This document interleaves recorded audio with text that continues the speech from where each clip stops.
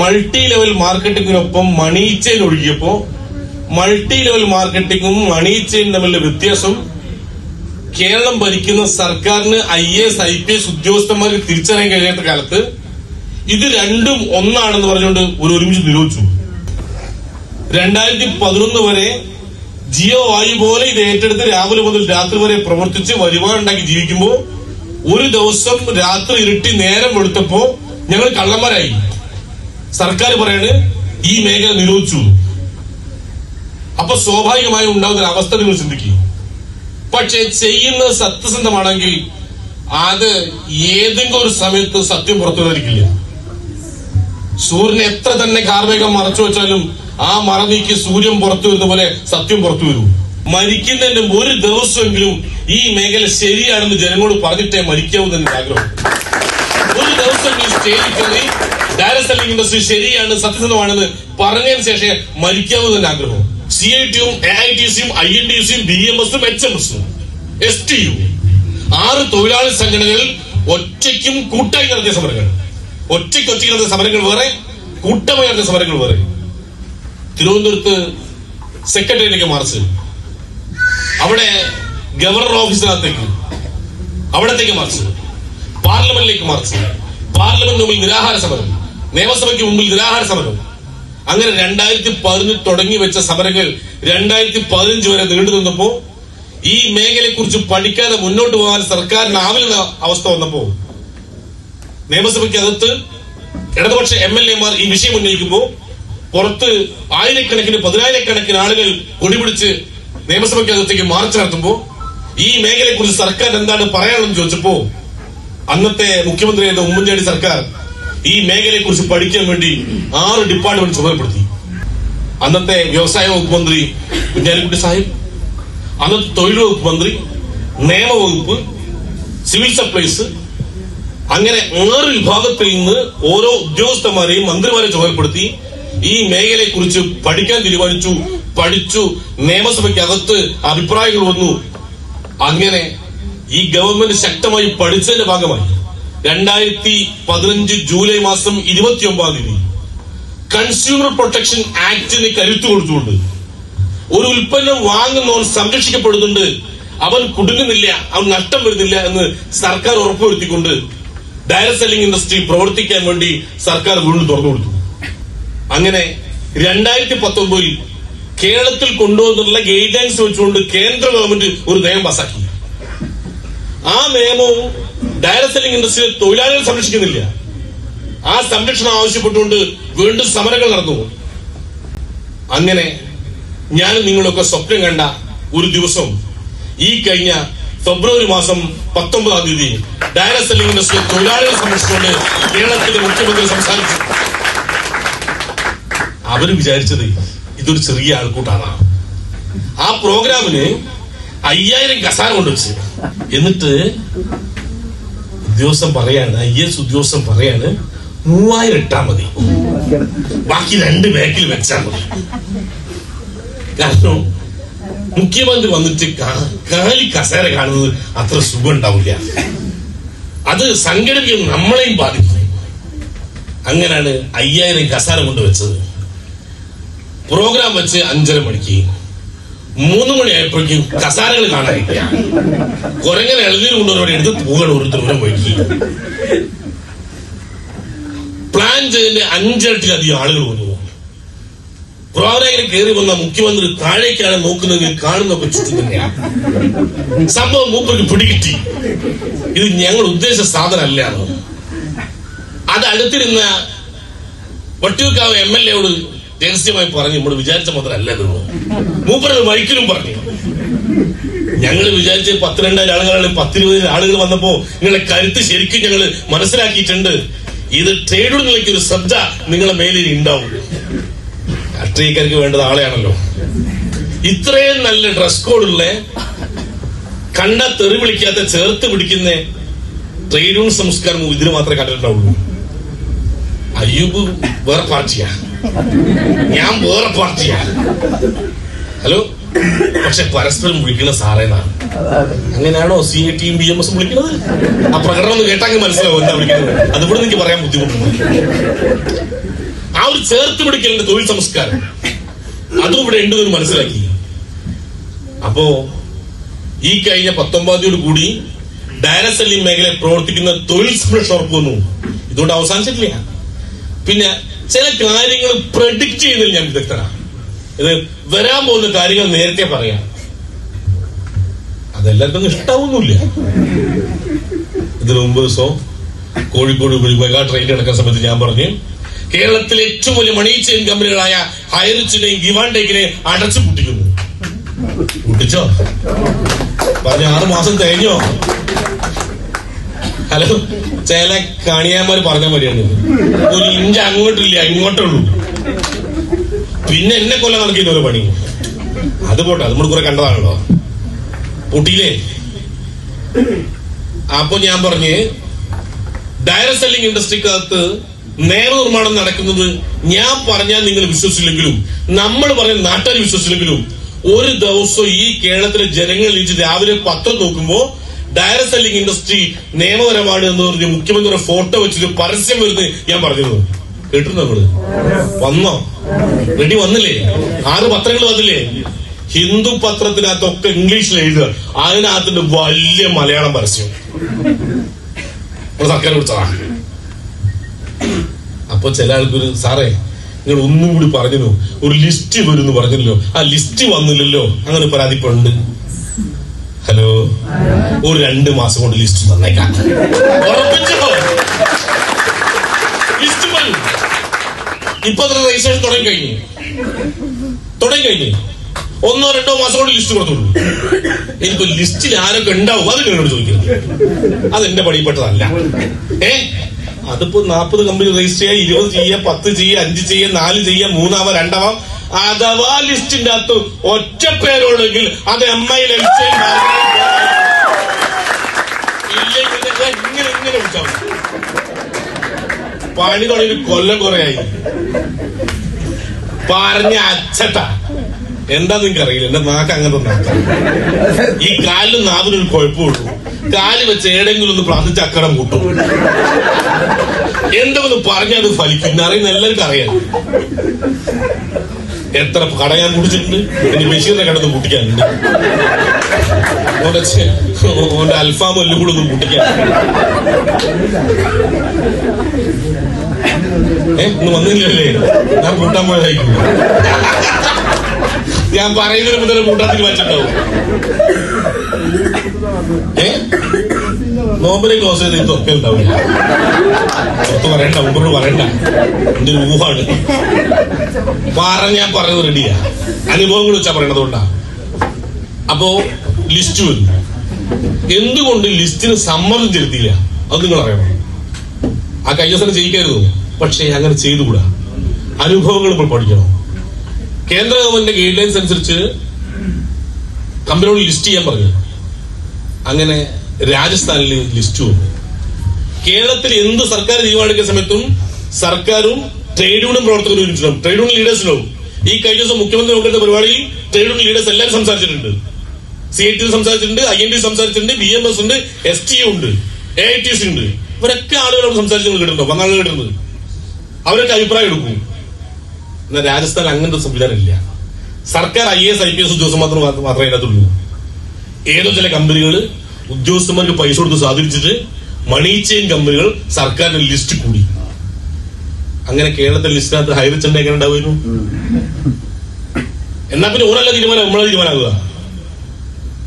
അപ്പോ മണി chain company ഒരു കാരണവശാലും വന്നുകൂടാ. അതുകൊണ്ടാണ് ലിസ്റ്റ് നമ്മൾ പെട്ടെന്ന് വേണ്ട. ഓരോ കമ്പനികളും എങ്ങനെ പ്രവർത്തിക്കുന്നു സർക്കാർ അവരെ എഴുതി കൊടുക്കട്ടെ. എന്നൊരു കമ്പനി ഗവൺമെന്റ് ലിസ്റ്റ് ഇട്ട് ആ ലിസ്റ്റ് പെടാത്ത ഏതെങ്കിലും ഒരു കമ്പനി പ്രവർത്തിക്കുന്നുണ്ടെങ്കിൽ സ്പോട്ടിൽ അറസ്റ്റ് ചെയ്യും. ഇവിടെ ഒരു മീറ്റിംഗ് നടക്കുന്നുണ്ട് ഏതെങ്കിലും ഒരു കമ്പനിന്റെ, ആ കമ്പനി ഗവൺമെന്റ് ലിസ്റ്റ് ഇല്ലെങ്കിൽ ഒന്ന് വിളിച്ചു പറഞ്ഞാൽ സ്പോട്ടിൽ അറസ്റ്റാ. അപ്പൊ പിന്നെ ഈ മണി ചെയിൻ കൊണ്ട് ഉപദ്രവവും അധികാരം ഉണ്ടാവില്ല, കേരളത്തിൽ ഉണ്ടാവില്ല. ഇനി എളുപ്പത്തിൽ പൈസ ഉണ്ടാക്കാൻ പറഞ്ഞിറങ്ങുന്നേ ഒരുത്തരെങ്കിലും പേടിക്കണ്ട.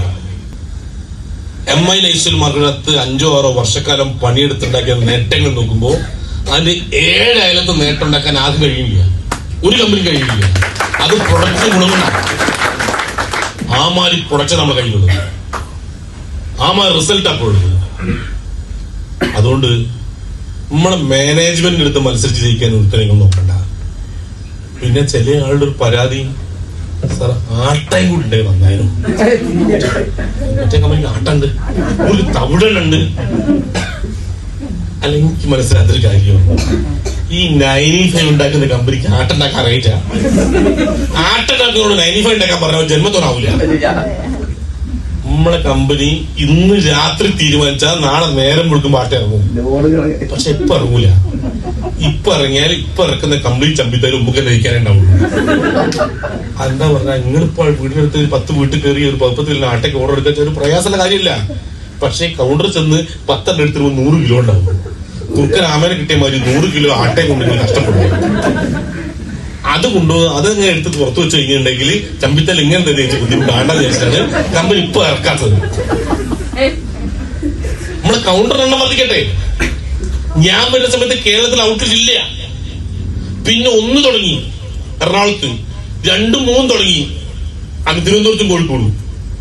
അങ്ങനെ ഘട്ടം ഘട്ടമായി ഇന്ന് നമ്മുടെ ജില്ലയിൽ 3 ഇപ്പൊ 25 കിലോമീറ്റർ ചുറ്റളവിൽ കൊടുക്കുള്ളൂ.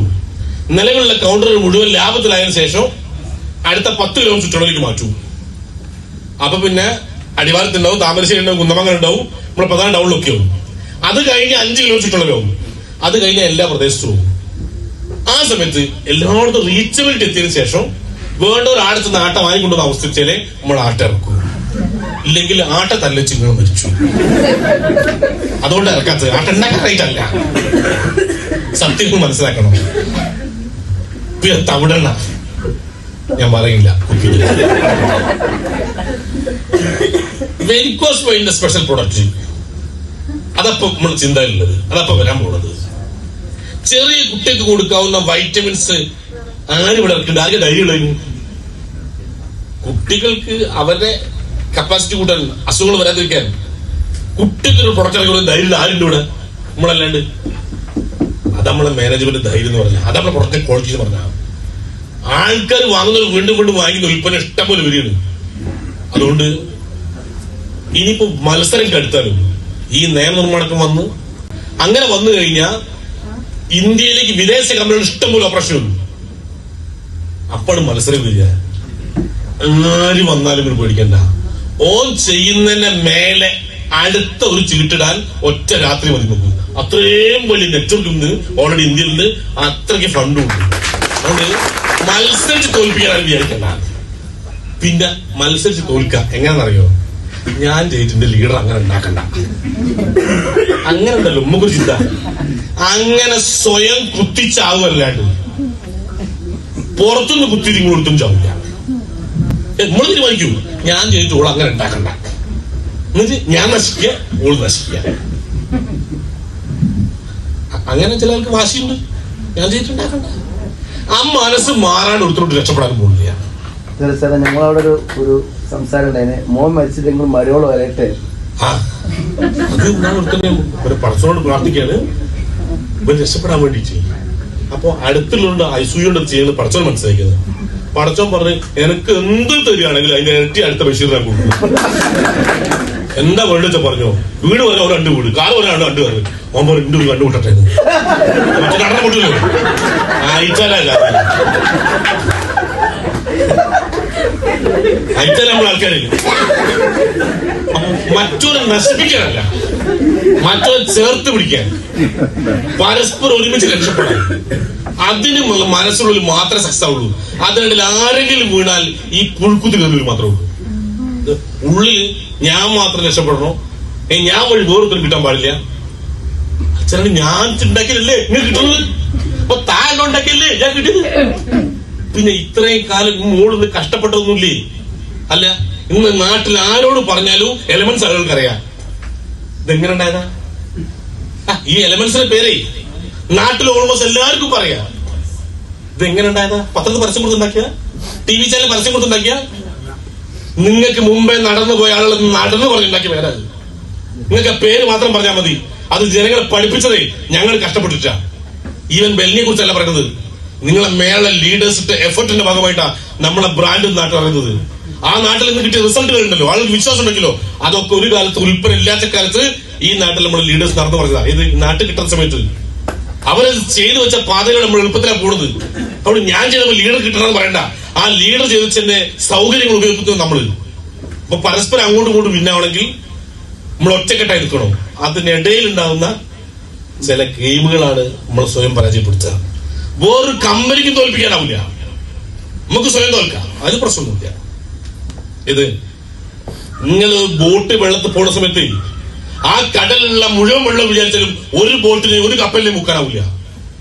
പക്ഷേ ബോട്ടിനോ കപ്പലിനോ ചെറിയ ഓട്ട കയറി കഴിഞ്ഞാലുണ്ടല്ല, അതിനകത്ത് കയറുന്ന വെള്ളവും ആ ബോട്ടിനെ മുക്കും.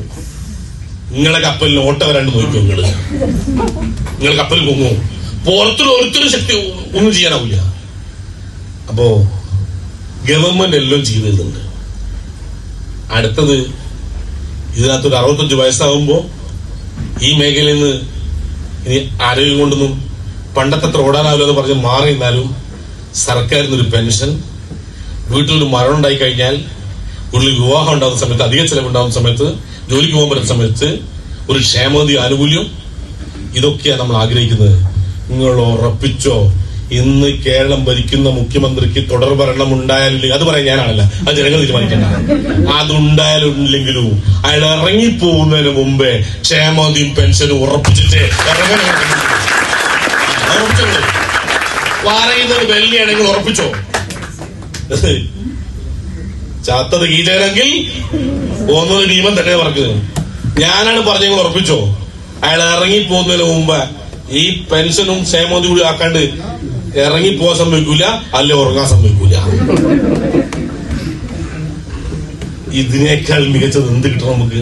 നിങ്ങൾ ഉറപ്പിച്ചോ, ഇന്നില്ലെങ്കിൽ അടുത്ത ഒരു 10 കൊല്ലം, രണ്ടാമത്തെ തെരഞ്ഞെടുപ്പുണ്ടല്ലോ, ആ തെരഞ്ഞെടുപ്പിലൊക്കെ ഇവിടെ ആര് ജയിക്കണം തീരുമാനിക്കുന്നത് ഡയറക്ട് സെല്ലിംഗ് മേഖല തൊഴിൽ. ഉറപ്പിച്ചോ, ഡയറക്ട് സെല്ലിംഗ് ഇൻഡസ്ട്രിക്ക് മാത്രമായിട്ടൊരു മന്ത്രി കേരളത്തിൽ പ്രതീക്ഷിച്ചോ. അടുത്ത രണ്ടാമത്തെ മന്ത്രിസഭയിൽ 10 കൊല്ലം ഇല്ല, ഒന്നും ഞാൻ തന്നെ ഉണ്ടാവും. അങ്ങനെ ഒരു അവഗണിക്കുകയാണെങ്കിൽ ഒന്ന് മത്സരിക്കേണ്ടി വന്നാൽ അതിന് നമുക്ക് ഒരു മടിയില്ല. അത്രമാത്രം നമ്മൾ വളർന്ന് ഇനി സമയം കിടക്കുന്ന ഇഷ്ടം പോലെ. ഇവിടെ രാഷ്ട്രീയം നോക്കിയിട്ടല്ല നമ്മൾ നിൽക്കുന്നത്. ഇതിനകത്ത് ട്രേഡുകൾ ഇഷ്ടം പോലെ ഉണ്ട്. എല്ലാ ട്രേഡുകളും പ്രവർത്തിക്കാൻ വേണം. നിങ്ങളൊക്കെ മെമ്പർഷിപ്പ് എടുക്കണം. ഏതൊക്കെ ട്രേഡുണ്ട്? മെഡിക്കൽ കോളേജിൽ ഡോക്ടർ ആയി കഴിഞ്ഞാൽ ഡോക്ടർ ആദ്യം പോയി എടുക്കുന്നത് യൂണിയൻ മെമ്പർഷിപ്പാ. സിവിൽ സ്റ്റേഷനിൽ ജോലി കയറിയാൽ ആദ്യം എടുക്കുന്ന മെമ്പർഷിപ്പാ. ഒരു ജോലി കയറാൻ പ്രയാസം, പിരിച്ചുവിടാൻ വലിയ പ്രയാസ. എന്നിട്ട് പോലും ഒരൊക്കെ ട്രേഡുണ്ട് ഭാഗം. അങ്ങനെയാണെങ്കിൽ ഏറ്റവും വലിയ ട്രേഡുണ്ടായി മാറേണ്ടത് മെമ്പർഷിപ്പ് എടുക്കുന്നത് നമ്മളാ. കാരണം നാട്ടിലെ ഏറ്റവും വലിയ സമ്പന്നത നമ്മളാണ്. നമുക്കാണ് സംരക്ഷണം വേണ്ടത്. അപ്പൊ ഏതൊക്കെ ട്രേഡുണ്ട് ഭാഗമായി എല്ലാവരും നിൽക്കണം. ഇന്നൊന്നും ഞാൻ പറയില്ല. അങ്ങനെ പറഞ്ഞത് ഞാൻ പറഞ്ഞാൽ ശരിയില്ലല്ലോ. അതുകൊണ്ടാ ഏതൊക്കെ ട്രേഡുണ്ട് ഭാഗമായി നമുക്ക് ഉണ്ടാവണം. അതിനൊരു കണക്ക് സർക്കാർ എത്തണം. ഇന്നില്ലെങ്കിൽ നാളെ കേരളത്തിനകത്ത് ഡയറക്ട് സെല്ലിംഗിന് മാത്രമായ ഒരു മിനിസ്റ്ററും ഈ മേഖലയിൽ പ്രവർത്തിക്കുന്ന തൊഴിലാളി കൃത്യമായ ആനുകൂല്യവും സർക്കാർ വല്ലാതെ പ്രൊമോട്ട് ചെയ്യുകയും ചെയ്യുന്ന ദിവസങ്ങൾ വരാനുണ്ട്. അത് നേരത്തെ മനസ്സിലാക്കാൻ കഴിയുന്നത് ഭാഗ്യം. അത്രേ ഞാൻ പറയുന്നത്.